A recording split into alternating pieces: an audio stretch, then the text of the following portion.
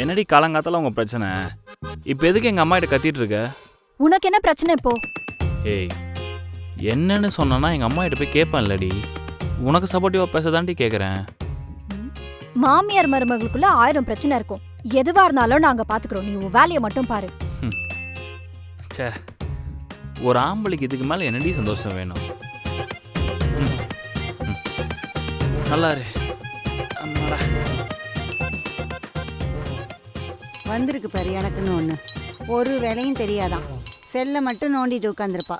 மா, என்னம்மா காலங்காத்தில் மாறி மாறி கத்திட்டு இருக்கீங்க? என்ன பிரச்சனையா இருந்தால் உனக்கு என்னடா? மா, நீ என்ன பிரச்சனைன்னு சொன்னா ஏன்டி எங்கள் அம்மாட்ட நடந்துக்கிறேன்னு சொல்லிட்டு சும்மா போய் லெஃப்ட் அண்ட் ரைட் வாங்க மாட்டேன். அதுக்கு தான்மா கேட்குறேன். நீ ஒன்றும் கழட்ட வேண்டாம்.